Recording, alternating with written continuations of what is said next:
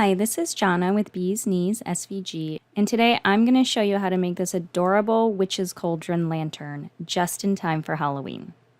So let's start by opening Cricut Design Space. Go ahead to Upload, Upload Image, Browse, and browse out to wherever you saved and downloaded your file. Then once you've selected that, go ahead and hit Continue and hit Upload. Now here's my file and it's all grouped together, so if you want to change colors or anything, you just come over here and you hit Ungroup. But before you do that, if you do want to resize it, make sure you resize when everything is grouped together. I'm going to undo that because I think this is the perfect size. That's why I made it this size. But if you do want to resize it, feel free to do it at that point in time. Otherwise, you can ungroup, change colors.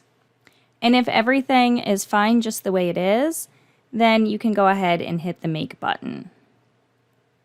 Now, before we do that, I do want to point out this one is the tabletop version. There is also a hanging version where there are little loops on the bottom of the feet where you can hang it from somewhere. So no matter which version you're working with, the assembly instructions are exactly the same. So let's go ahead and hit Make. I'm using my mat. And I'm cutting this using my Maker 3. Now the first thing I'm going to do is I'm going to come over here and I'm going to change my material size to letter. And I do that because I work with the cardstock that you can get at Michael's, the Recollection.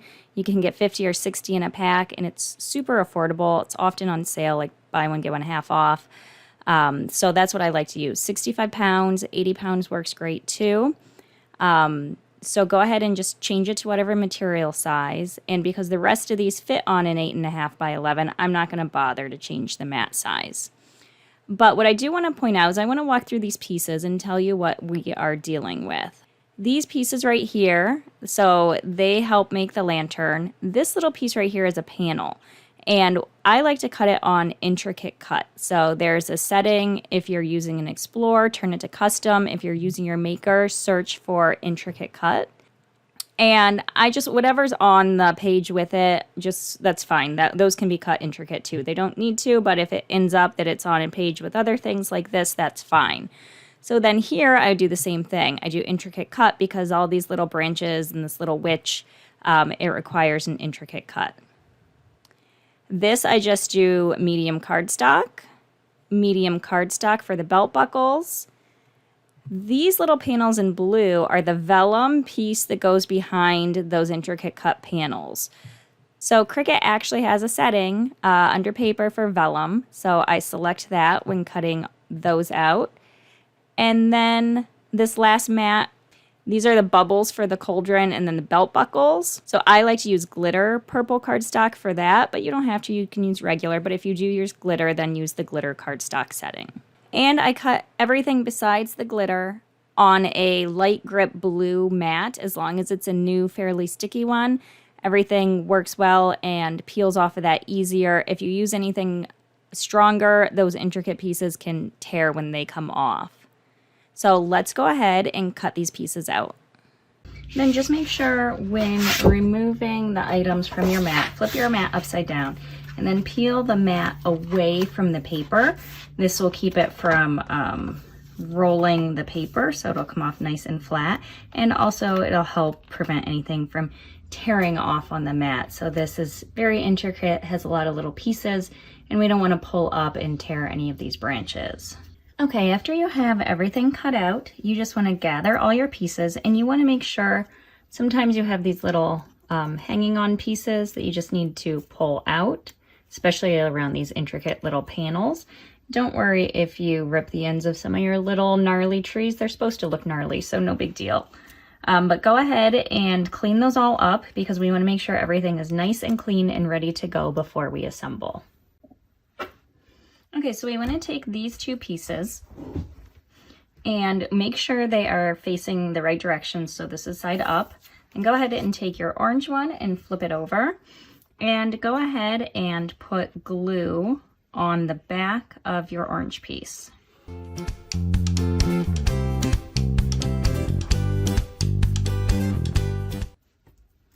And make sure it's lined up correctly because you want these slots to still be slots.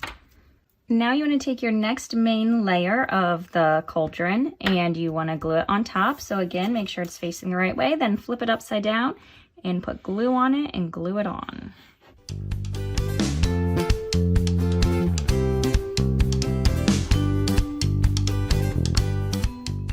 There we go. It's coming together so quickly. So now we just want to put the little extra touches on. So we are going to glue the bubbles onto the cauldron. And then we're going to do the belt buckles.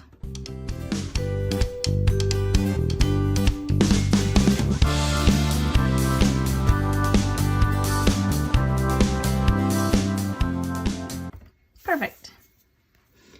Okay, we are done with this for now. So what we're going to do is we're going to set this aside. So now go ahead and grab your cute little panels with your witches and your trees. And then also pull out the vellum pieces that you cut out. Now this lantern doesn't really work if you don't have something to put on the back of this. So what you're going to do is, again, you're going to turn it upside down and then go ahead and put glue on it and glue the vellum piece. And what you'll want to do when you're gluing it is you'll want to stay as close to the inside edge as you can, because the vellum doesn't reach over the entire back because we don't want it hanging over the edges. So that is that way on purpose. And then what you'll want to do is you'll want to put glue on your witch and on some pieces of your tree. Otherwise, they're going to pop up when you push the panels in and it bends a little bit. So it doesn't have to be precise or perfect, but just make sure you get, you know, some on the witch and some on the trees so there's no popping going on later. And then just go ahead and glue those panels on each one of these. Okay, so you have all of your panels with all of the vellum glued on the back. So let's go ahead and set those aside. And let's pull our cute witch back out, and we're going to bring these pieces out. So it is time to put the actual lantern together. You want to start with this piece. So you see how it has a notch at the top and the bottom of each one. So that's the piece you want next. So take that and then just slot those notches right in. You're going to have to bend the paper a little bit, but do not crease it, do not tear it. You don't want anything permanent, just temporary little nudge there. And then go ahead and lay them flat and make sure you can see that slot, because now you want to take this guy with the notches at the top and the bottom, and you want to slot him into the notch that is made by these other two pieces. There you go. And make sure you put them in this order. And the bottom now, all three pieces should line up on the bottom. If it doesn't, then you put them in the wrong order. So now we have the main part of our lantern, but it's wibbly wobbly, so we need to hold that steady. And that's where these little pieces come in. So we have two circles. They're both exactly the same size, so it does not matter. You can start at the top, at the bottom. It doesn't matter which one goes where because they're the same. So I'm going to take one and I'm going to start at the bottom. Now this is the part that requires the most patience because you have to slot these in. Now it's not difficult, but you just have to sometimes, once you have one slotted in, he'll surprise you and he will pop back out. So you just have to go around and make sure everything is slotted in where it should go.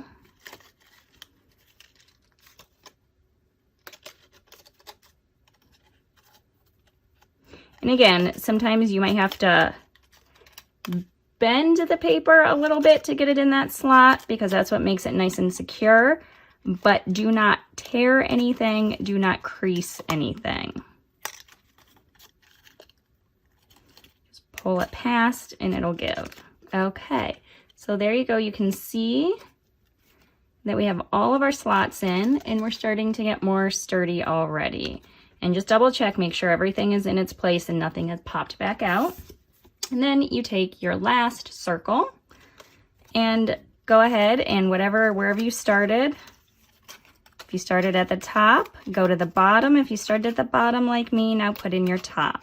And this one should be even easier because those sides are already kind of held into place by whichever one you did first. And again, you might need to bend it, but don't crease it or tear it. So there we go. Now everything is nice and steady and firm and in place. So now the last part, we have these panels. So what we want to do is we just want to slip them right in. There's a slot in the bottom and in the top. So just go ahead and push them right in. They'll slide right in. Make sure they're slid all the way into the top, all the way into the bottom.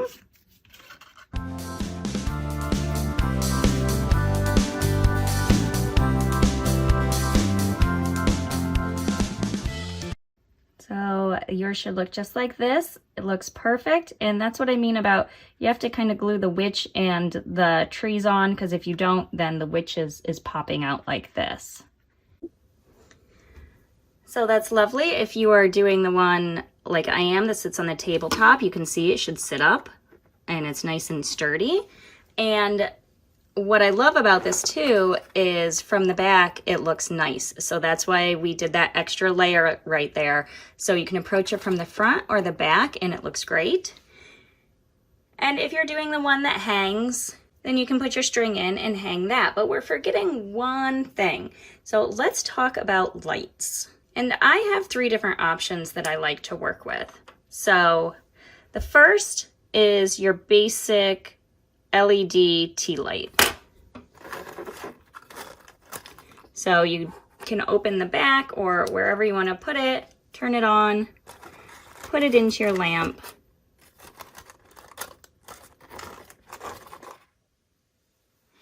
And you have, it's not quite dark in here. The darker it is, the more it lights up, but lights up and you have this nice classic look, the yellow light. So then my next option is this little guy. So what I do like about this is, one, if you're hanging it, it's very lightweight, so it doesn't add much weight to it. 2, if you're doing a lot of these lanterns, this is an affordable option and you can just turn these on, pop them in, use a whole bunch of them, and it's not going to break the bank. So all you do is you twist the light on, and it's small too, so it's super easy to pop in. And then you can see that gives that a nice, that's a less of a yellow and more of a blue or white light. And my last option, this is my favorite option. This is a little LED light. Just twist it to turn it on.